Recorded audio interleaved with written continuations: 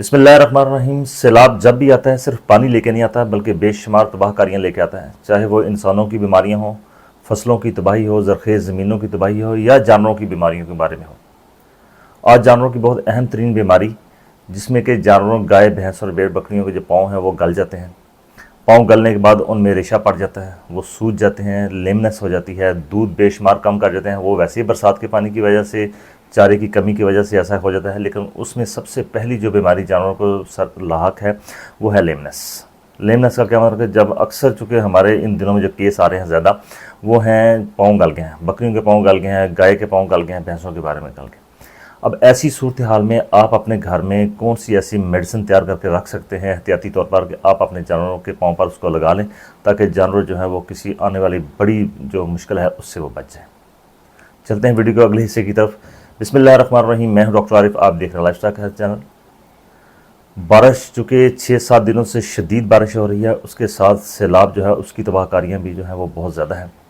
जैसे कि रावी में बेशुमार बड़ी शिद्दत का सैलाब रहा, बहुत सारे एरिया इलाके जो है वो बर्बाद कर दिए।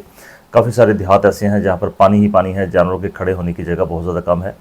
लेकिन इसके अलावा जब बारिश जो है वो लगातार चल रही हो तो फिर भी ज़मीन जो है वो गीली हो जाती है, कीचड़ ही कीचड़ हर तरफ होता है, जिसको हम कहते हैं गारा बहुत ज़्यादा हर जगह पर ज़मीन उबली पड़ी है, जानवरों के लिए खुश्क जगह जो है वो बहुत कम है। ऐसी सूरत हाल में जो ज़्यादातर आजकल के केस आ रहे हैं उनमें यही मसला है कि गाय और भैंसों के जो पाँव हैं वो गल गए हैं, बकरियों के पाँव गल गए हैं। इसके बारे में आज आपके साथ मैं डिटेल से बात करूंगा, ताकि आप आने वाले दिनों में और मौजूदा जो सूरत हाल है उससे अपने जानवरों को महफूज कर सकें, क्योंकि जानवरों का जो सारा दारोमदार है वो है जानवरों के खड़े होने पर। अगर जानवर अपने पाँव पर पूरा वक्त खड़ा भी ना हो सका और उसकी तकलीफ जो है वो भी रफा ना हुई तो ज़ाहिर पैदावार तो वैसे ही जा रही है, क्योंकि चारे की शदीद कमी किल्लत है, सब्ज़ चारे की शदीद किल्लत है, सूखे चारे की शदीद किल्लत है, बेशुमार जो है वो मसाइल का सामना पड़ रहा है। पंजाब जो कि इस टाइम पूरी तरह लपेट में है, काफ़ी सारे जो उसके अजला हैं। तो चलते हैं वीडियो की तरफ कि आज ये मामला जो है ये होता कैसे है। ये मामला उस वक्त होता है जब या तो लगातार बारिश जो है वो आ रही हो और जगह जो है वो कीचड़ वाली हो गई है, अगर आपके पास पक्की जगह मौजूद नहीं है, या वो वाले इलाके जो कि बारिशी इलाके हैं दरिया के साथ साथ, दरिया के बेल्ट के साथ साथ, या वो वाले देहाती इलाके जहाँ पर अच्छी तरह से मैनेजमेंट जो फार्मर ने नहीं की हुई और वहाँ पर पानी आ गया, कीचड़ है, नीचे ईंटें वगैरह नहीं लगाई, तो जो सबसे पहला मसला आता है वो जो जानवर के पाँव जो हैं वो लगातार कीचड़ में रहने की वजह से जानवर के जो पाँव हैं उनकी बाहर वाली जल्द जो है वो नरम पड़ जाती है, आहिस्ता आहिस्ता वो गलना शुरू हो जाती है। जब वो गलना शुरू हो जाती है तो फिर ज़रा सारी भी ठोकर कहीं पाँव को लगेगी तो पाँव ज़ख्मी हो जाएगा। वहाँ से जो वायरस और जो बैक्टीरिया हैं, खासतौर पर फ्यूसिफॉर्मस बैक्टीरिया जो है वो अंदर इंसर्ट कर जाता है, अंदर चला जाता है और ज़्यादा जो है वो शिद्दत की बीमारी आ जाती है। अलामात जो है वो स्टार्ट में क्या होती हैं कि जानवर के जो पाँव है खुर के साथ जुड़ी हुई हिस्सा या खुर के दरमियान वाला हिस्सा, उसमें जो है वो वाइट कलर का हो जाएगा, उसको गलना सड़ना शुरू हो जाएगा, आहिस्ता आहिस्ता थोड़ा सा उसमें लंगड़ाहट जो है, लंगड़ापन आना शुरू हो जाएगा। लंगड़ेपन के साथ आप देखेंगे तो उसके जिस हिस्से पर वो गलना शुरू होता है वहाँ पर वो पस पड़ जाएगी, उसमें रेशा पड़ जाएगा, वहाँ पर उसकी स्मेल आना शुरू हो जाएगी, बदबू आना शुरू होगी, जानवर जो है वो शदीद लंगड़ापन का शिकार हो जाएगा। चारा जो है वो चूँकि पहले नहीं मिल रहा, अगर जो थोड़ा बहुत मिला भी है तो वो उसको रग़बत से नहीं खाएगा, कमज़ोरी जो है उसको बहुत ज़्यादा आ जाएगी। तो अब चलते हैं जल्दी से अपने वीडियो अगले हिस्से की तरफ कि आपने इसके लिए कौन सी ऐसी चीज़ है जो तैयार कर करनी है। तो 2-3 चीज़ें आपके साथ में शेयर करूंगा जो कि इंतहाई काबिल और कारआमद है। सबसे पहले आपने ये करना है कि नीला थोथा जो है ये आपने लेना है 50 ग्राम। 50 ग्राम नीला थोथा जो है उसको 1 लीटर पानी में आपने हल करना है, इनके 5% सोल्यूशन बन जाएगा ये नीले थोथे का। नीला थोथा जो है ये पंसार की दुकान से आपको आसानी के साथ मिल जाएगा। नीले थोथे को आपने ऐसे करना है कि बारीक इसका पाउडर कर लेना है। 300 ml पानी लेकर उसमें अच्छी तरह से आपने बोतल में डाल के उसको ज़ोर शोर से हिलाना है ताकि वो हिल जाए। जब वो मुकम्मल तौर पे हल हो गया तो फिर आप मज़ीद पानी डाल के उसको 1 लीटर तक ले जाएं। नीला थोथा आपका तैयार हो गया। नीले थोथे को आपने कैसे इस्तेमाल करना है? नीले थोथे को आपने सुबह और शाम जानवरों के पाँव पर उसकी स्प्रे करनी है, या रुई से आप उसको लगा सकते हैं। अब चूँकि काफ़ी सारी जगह ऐसी हैं जहाँ पर बिल्कुल भी जानवर के खड़े होने की जगह नहीं है, या तो वहाँ पर गारा बहुत ज़्यादा है, कीचड़ बहुत ज़्यादा है, या वहाँ पर पानी बहुत ज़्यादा है, तो कोशिश कीजिए कि अपने जानवर को जिसमें ये मामला आ गया है कोई ऐसी ऊंची जगह पर ले जाइए जहाँ पर भले वो गीली हो लेकिन कम से कम जानवर का पाँव उसके अंदर खुबे ना। वहाँ पर आप इसको स्प्रे करके तो फिर जब ये स्प्रे सूख जाए तो फिर आप इसको दोबारा चलने के लिए तैयार कर सकते हैं, चाहे वो गारे में फिर चला जाए, मजबूरी है फिर क्या करना है, लेकिन फिर भी कुछ ना कुछ आपके पास होना चाहिए। शाम के टाइम भी आपने ऐसे ही अपने उन जानवरों को जो है वो कॉपर सल्फेट जो है हमारे पास नीला थोड़ा जो है इसका आपने स्प्रे जो है वो लाजमी करना है। अगर आपके पास कॉपर सल्फेट नीला थोथा नहीं मिल रहा तो फिर आपने पोटेशियम परमंगनेट, जिसको हम लाल दवाई कहते हैं, जिसके क्रिस्टल बड़ी बड़ी क्रिस्टल होते हैं ना काले काले, अक्सर लोग इसको जानते हैं, तो जो पोटेशियम परमंगनेट है जिसको हम लाल दवाई कहते हैं, ये आपने लेनी है 10 ग्राम। 10 ग्राम जो है इसको आपने 1 लीटर पानी में हल करना है।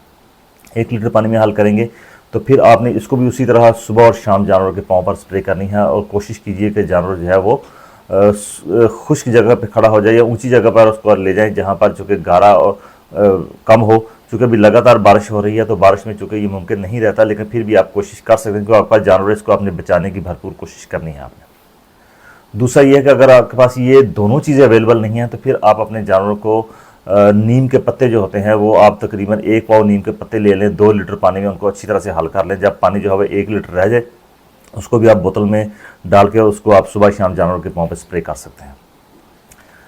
अगर खुदा न खास्ता इस जो पाँव हो उस पर ज़ख्म हो जाते हैं तो फिर आपने देसी मेडिसिन के तौर पर जो हल्दी है उसका पेस्ट बना के आपने जानवरों के ज़ख्मों पर उसको लगाना है।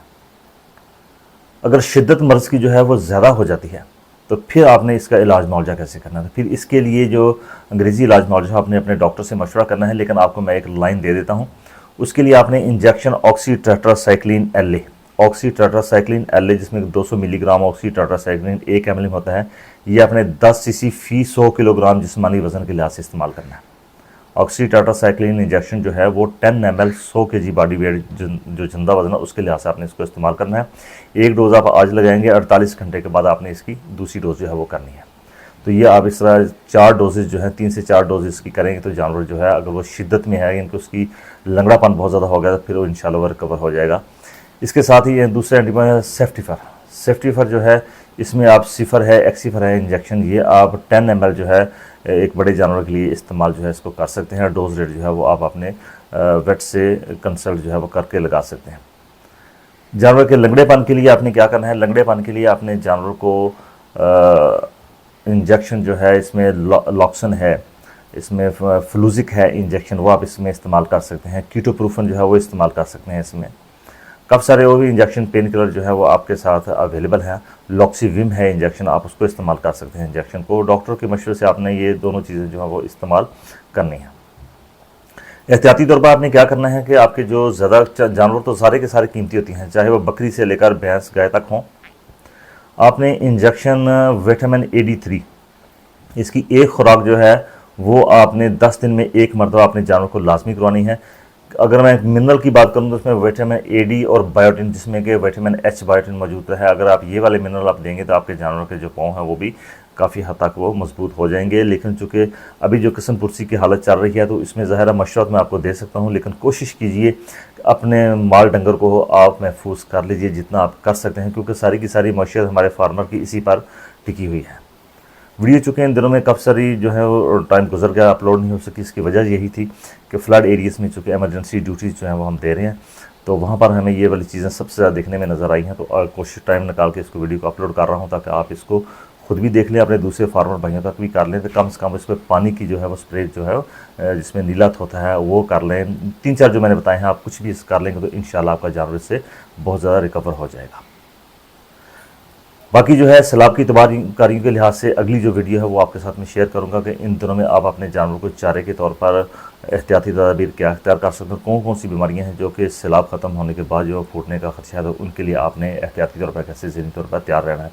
कुदरत के चूँकि ये काम है तो हम कुदरत के साथ मुकाबला तो नहीं कर सकते, लेकिन हाथ जोड़ के अल्लाह से हम माफ़ी के खासगा ज़रूर है कि मेरा अल्लाह जो है वो हमें माफ़ फरमाए जो हमसे जो गलतियाँ कोताहियाँ हो गई हैं, ताकि बारिश का जो सिलसिला है ये रुक जाए और हम चूँकि इससे बच जाएँ। फार्मर हज़ार जो हैं उनका माल मवेशी खुद भी बच जाएँ, चूँकि घर से बेघर होना और जानवरों का एक जगह से दूसरी जगह और फिर चारे का ना होना, तो इससे बड़ी जो है वो कसम पुरसी कोई हो नहीं सकती।